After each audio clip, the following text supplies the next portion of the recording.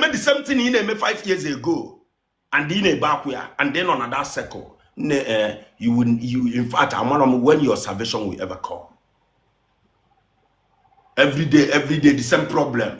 A rise be up, see onye people like him on a junkie na rise up. A man among one former junkie. Funding a feeling and now go for kana, a man many years in say kana.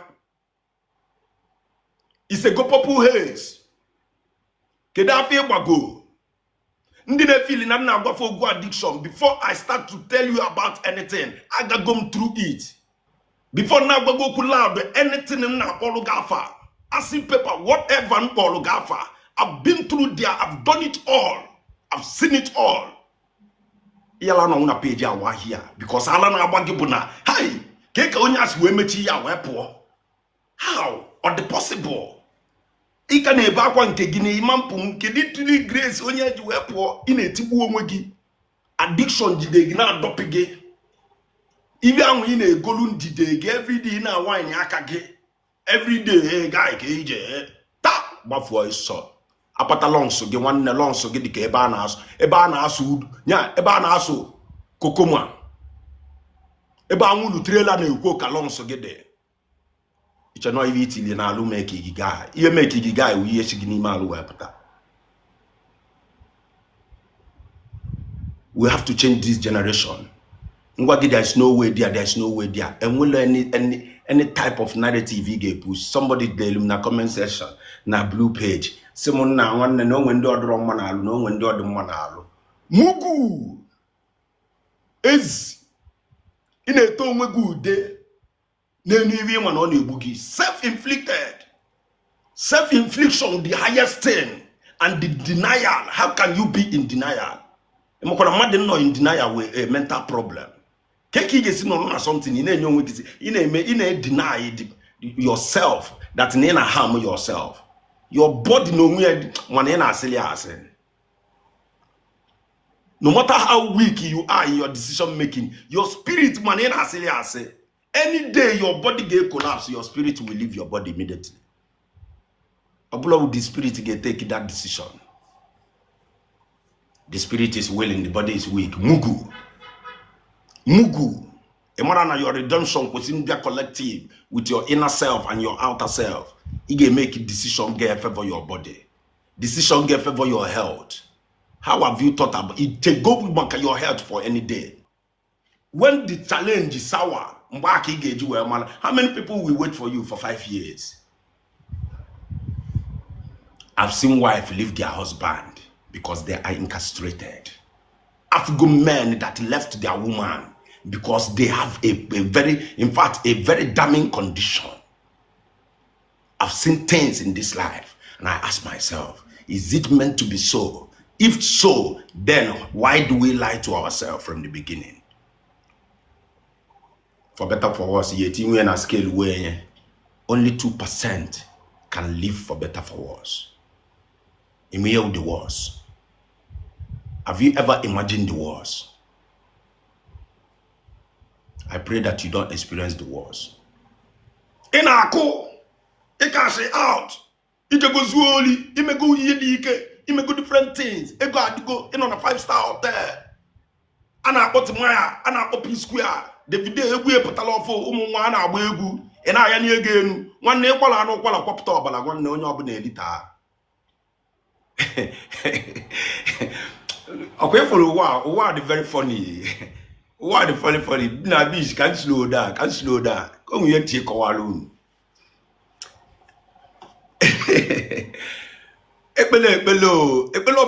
Every day. King we hell to get.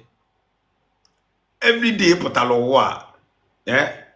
When you ask again, no, they no pull on one no bag in a brain.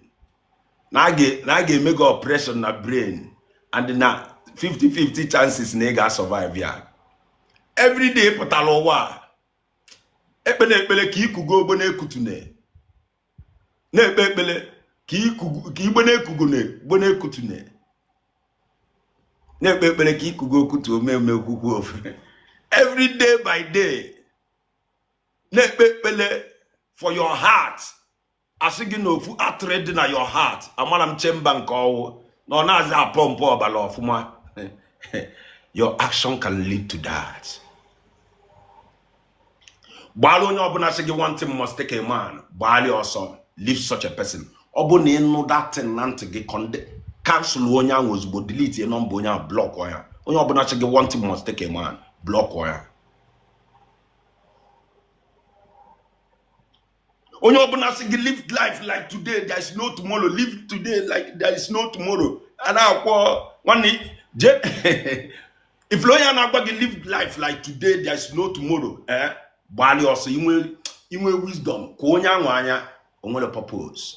It's either no give go up their purpose. It's either no give has man so many people now go with you their spirit they give go up in this world. How can them go with her? They are empty vessels just moving around. Ega fuku the claim na ya moto jidekwa ego. But he honor go look or condemn go his future. Everything about him is condemned. Why that person also? I once met somebody that go condemn or bomb sim BC. I wish I was like you. See, I want to bomb to 30 million. Okay, you natural. When you were too much money in a bank, you were many land, you will go no kedi sim BC, you will not understand. Or the akoko can the other day called to wire, and that me and the call to wire. Unga watch the story. You will see the iga for the akoko when get release here.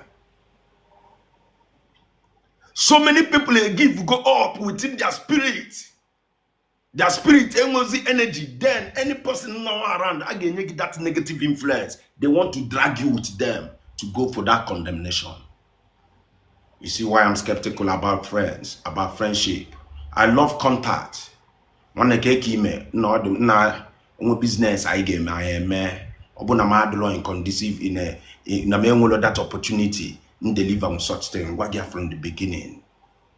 I cannot link you up now. Why am I linking you up? I'm not trust link it to you. It's not like I don't want to link you. And when we make a link I get up, that person is defraud dog. We bad name you hate you monaga gone. You see why I avoid many things. Mala tota mugana na kigolana because you kigolana now after 5 years in we problem game waga abakutem then mo wana ejekutebe abagom na banya ibe mala a lot of people go problem today ni ibe ba mala ba bani me do to what you don't know how to guide yourself. What we're witnessing today is history. The message is on point. Self-discovery. You discover yourself. You put more value to yourself. You have confidence. You trust yourself and your judgment. One mistake. Any mistake natural. There are mistakes that you make natural. Then there are mistakes that you brought by yourself, knowingly and not knowing, unknowingly. There's been a meeting before the meeting, before you were coming, and we go something. In Abiazi, you are aware because you are always coming out, and that thing will just take you away because you are not aware that you are supposed to restrict yourself in most cases. If this thing, self-discovery, one of the most hardest thing any human being can do. Most people are not comfortable to share the roof over their head only for themselves. Most people are not comfortable to stay with their wife and kid in the home. Most people are not comfortable to stay with their husband and kids in the home. Most people feel like going out and hanging out with people gives you joy. Trust me. You question why go out with people. Toilet. Toilet. I don't trust people, but you're always with people. Mugu. Enyem poison. I'm going to come about no enyem poison. Mugu. Mugu. Hey, enyem poison. I don't know. Hey. Mugu. It is scared to be alone because you're in a weak mind and they truly develop yourself. All of us can work to develop ourselves. When on the street, I'm man with the guys, I stand up one day and say, oh guy, we were like 8 of us. And say, and here I blood the way to show love. I say, me. Madi go take kana, iche no nya love, okay? And say, I'm ban alcohol, nine, even in a with the labor, nan here I blow love. Obulo love. Nah, so many guys say, nah, this guy.